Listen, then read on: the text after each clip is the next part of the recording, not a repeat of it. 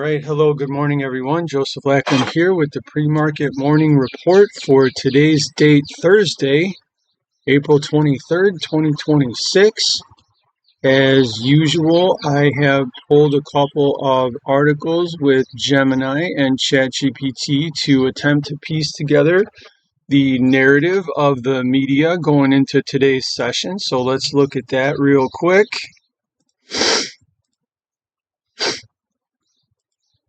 It's a beautiful day here in the Midwest. The sun is shining. You would never know that there is a major geopolitical crisis going on. As long as there's, items on the grocery store shelves for sale and that gasoline is available at the stations at the corner here, and the price is, $4.50. Roughly, things are going to be fine. The power is on. People are walking their dogs. They're smiling. Business is continuing as usual. That would definitely change if the strait remained closed for the next couple of months. So we are definitely hoping that this thing gets worked out. But unfortunately, the news that's coming out of there doesn't really support the idea that this is going to end anytime soon. So let's get into it. Gemini says the war in the Persian Gulf has escalated significantly in the last 18 hours with the collapse of maritime traffic in the Strait of Hormuz following new Iranian ship seizures. We know that there were a couple of ships seized, and the continuation of a U.S. naval blockade. Well, we've discussed that the naval blockade is a semi-permanent installation for now and has the most effect when it's left there for a period of time. So it's not going to go away anytime soon. It was put there for a purpose, and the intention was for it to sit there for a while. So I pulled the events. It got about 9 events here, and then I gave it to GPT to corroborate and fact check. GPT is good for fact checking. I mean, it's not absolute, but it'll definitely give you, a little bit of a rating system like this. So the first couple of news stories here: Iranian official dismisses ceasefire verdict plausible, needs stronger sourcing. Argacci has used this type of language before, but Connecticut Public Radio is not a primary geopolitical source. This needs Reuters, AP, BBC confirmation. It urges me to make a fix. Here, U.S. citizens were encouraged to leave Lebanon. We saw that yesterday, where the White House issued an advisement where people, Americans living in the region should exit. Well, if things are getting better, why should they leave? Strait of Hormuz traffic halts completely. Well, yeah, some ships are getting through, but 90% of them, roughly, are not, and you can fact check that as well. But the traffic in the Strait of Hormuz has dramatically dropped, obviously.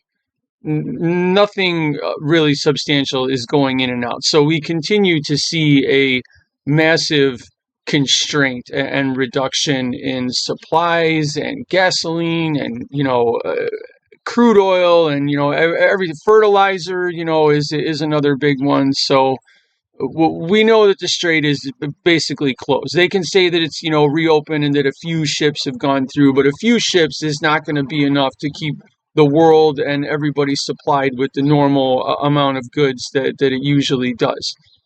Iran seizes 2 major container ships. It says high risk, needs confirmation.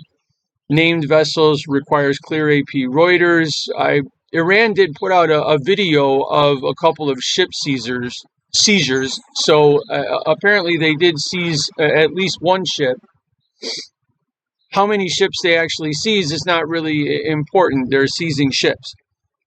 IRGC attacks 3rd ship. It says likely unreliable. Okay, it's unreliable. Treated as unverified propaganda until confirmed.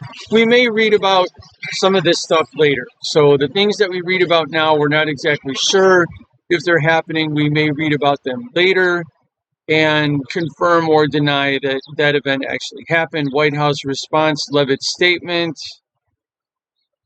The White House signaled the incidents may fall outside of the current ceasefire scope. Well, a ceasefire is a de-escalation of conflict and a halt to the firing of weapons. That's what a ceasefire is all about. So if weapons are being used in ship seizures or being used as threats in ship seizures and operations, that doesn't really count as a ceasefire, does it? So the definition is being smeared here. We're not sure what the definition is of the ceasefire anymore.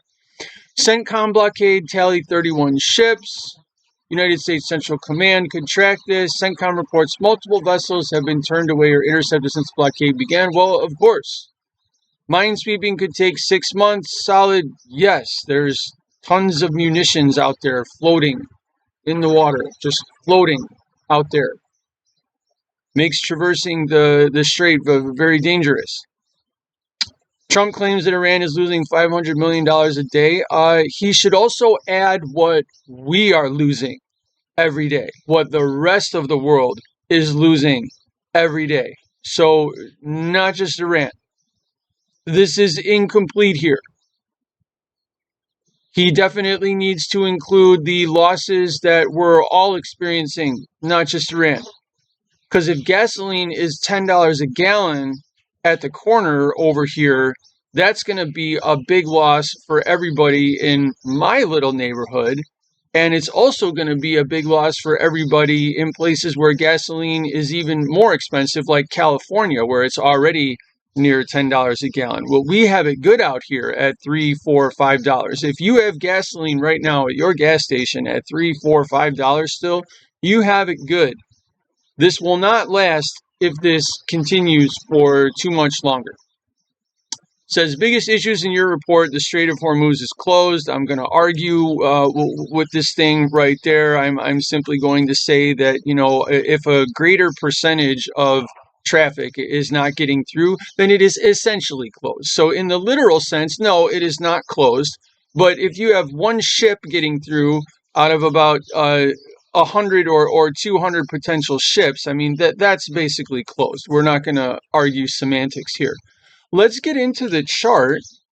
And the crude oil took off last night during the Asian market open. I actually filmed a short script demonstration video with that. So if you want to check that out, that is the script demonstration video 04/22/2026. And let's go through briefly what exactly happened right there. And how did it start? So I'm going to go back to my 1 second chart here. 1 second charts aren't very good for anything else except for immediate market reaction here. I could do the 30-second chart. That might be a little bit better. So we're going to roll this back. Here we go.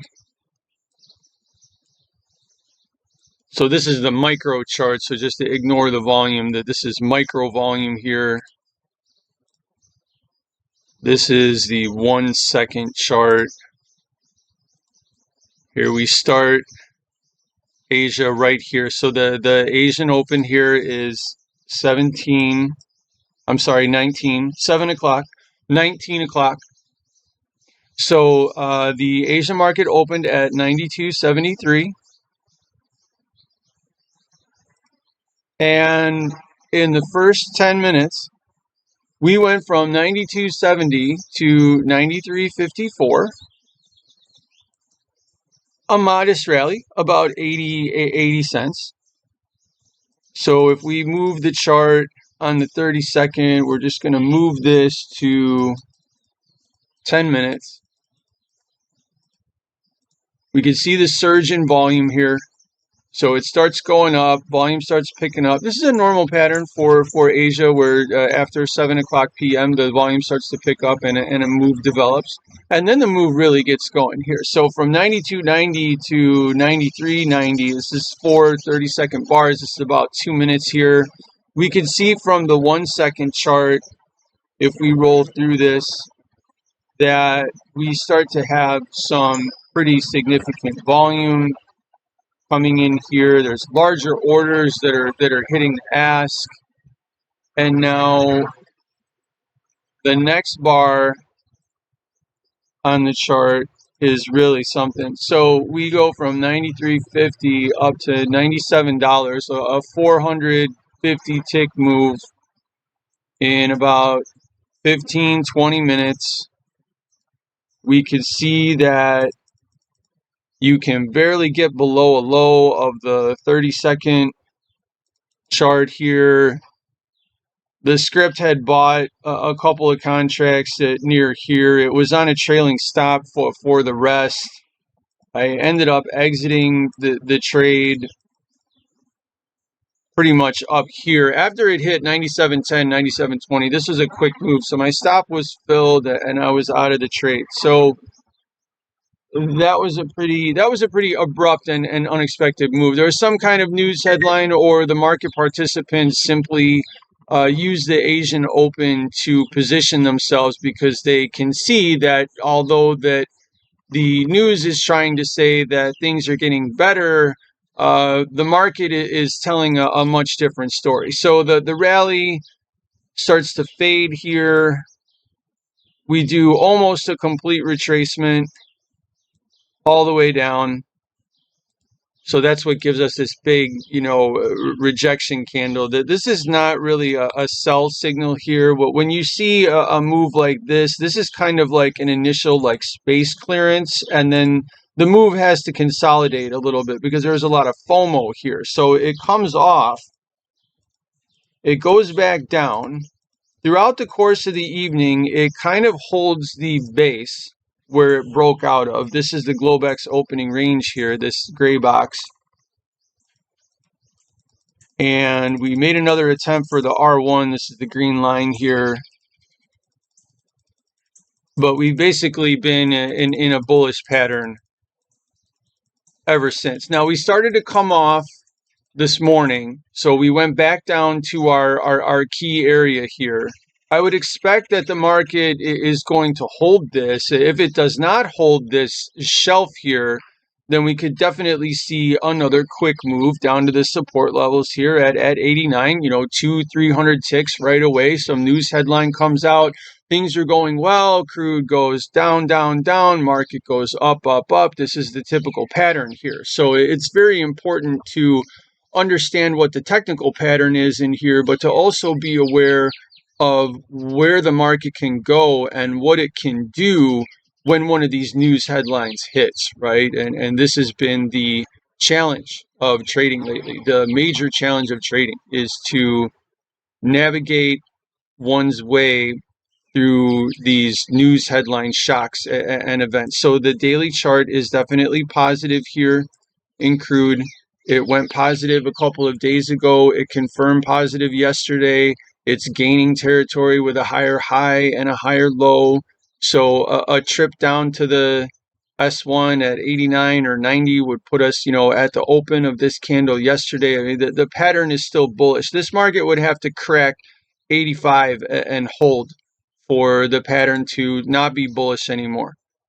Gasoline is a similar story. Gasoline went first, confirmed yesterday. I outlined the 330 area. We touched 330 overnight on that powerful rally.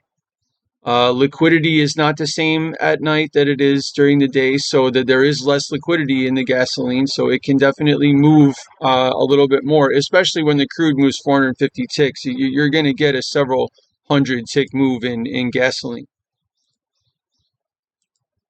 So if we roll the tape, I mean, you can see this huge, spike here. Nothing really going on, a little bit of a lift, and then a huge spike for 900, 800, 900 ticks here. That's about $3,000-$4,000 per contract in gasoline. It's $420 a tick in gasoline. So that's the energy market picture. The stock market picture was the exact opposite. We had a semi-catastrophic sell-off. Not really that catastrophic because it's only a couple hundred points, but relative to volatility lately, which has been, relatively low overnight, this is a big move for overnight. This is usually where the volatility is overnight, in this area, the lower distribution of values over the last couple of days. And then it picks up during the regular session, you get more movement, more volume, so volatility goes up and then it starts to die off, right? So this was a big move relative to the near price action. And we almost hit the S1 and then we ricocheted. So once again, it's the opposite pattern in crude. Crude goes up, market goes down, crude spikes, has a fade rally, NASDAQ dives, has a recovery rally almost immediately. And then the market went down almost to the low. Here's the overnight action. It brings us basically right back to where we started, 27,000. The market is definitely positive overall. The price action is positive. You would never know that there is a major crisis happening in the Persian Gulf with threats to supply chains, energy prices, and fertilizers, which basically influences everything that we do here as living creatures walking the earth, consuming energy and food that's grown and harvested from the land itself. So the market is ignoring everything. We are on the all-time high. As far as the market is concerned, everything is fine. Everything is good. It could never be better, actually, because it's an all-time high. So it could actually never be better. S&P is the same story, 7150. But we've had now 4 or 5 days where we're consolidating and chopping in the same price area. So this is a box range. This is a stepping up of the box range. We're probably going to see higher prices. NASDAQ, similar story. We're probably going to see higher prices. And at any point in time, this could all change. And when a cascade of selling starts, it will successively break support levels that have been established on the way up. So if we start to go down, it'll hit one support. If that doesn't hold, it'll immediately go to the next one, and then immediately to the next one, and the next one, and the next one. So you could get a big, nasty bar out of nowhere that develops over time to where it's going down a little bit. Now it's in this support level. People are still like, okay, this support level is still holding. Let's buy. And then it doesn't hold. And then an hour later, an hour later, an hour later. This is how these things develop, right? So I'm definitely on the lookout for the developing cascade. I'm not trading for it because trying to short this type of market is absolutely futile. You're not going to win. You're not going to catch the big move. If you continue to sell the high in anticipation of catching the big move, you're never going to catch the big move. And when you do finally catch the big move, it's barely going to make up for all the money that you lost as you were selling the market and getting chopped up all the way up. So these kinds of scenarios for me are just they're past scenarios. I don't mess with this anymore. You will catch the short eventually, but the way you have to trade it and the size increases that you have to do to make up for the losses that you incur while you're selling the market against the trend, it makes it not worth it at all. So S&P up, watching for the cascade. NASDAQ up, watching for the cascade. Gold is chopping. Gold's in a box range from 49.20 down to 4,700 area. So we're just chopping this area to shreds. We have low volatility and price explosions, here and there, but nothing really substantial. We're definitely looking at energies moving up as well. So the market's going up now and the energies are going up overall. These intermediary price fluctuations as crude sells off and NASDAQ goes up, this is what happens during the day. But overall, the energy and the stocks are now moving up together temporarily. So trading is going to start in about 40 minutes. I'm going to get this video uploaded to YouTube and we will see what happens here on the open. Thursday is generally a busy day in the market. We have a lot of volume on Thursday. Usually the highest activity days are Monday and Thursday, but we kicked it off with the space clearance, rush move at Asia. So that's definitely echoing through the market session today. So I am expecting some more movement and some more volume today. Friday is going to be really interesting. I guess Trump is extending the ceasefire for 3 to 5 days. That's what was reported. So that's going to coincide with the weekend. So the ceasefire will expire over the weekend. And I also saw a couple of stories that there is a third aircraft carrier on the way there, which should arrive about the same time as the ceasefire expires. So it is possible that the ceasefire is being used by both sides simply as a preparatory waiting move. We're not exactly sure. We will find out. We're on a need-to-know basis, and we don't need to know. So I look forward to seeing you guys on the next video. I'm going to try and get some good script footage going, hopefully catch some action here in the morning. Hopefully the market's not too crazy and the connection doesn't drop, because every time there's a news headline, sometimes my connection absolutely freezes with all the activity. So hopefully I will not have interruptions and connection issues trying to catch this thing in action. So that will do it for today. I will see you guys on the next video. Good luck out there.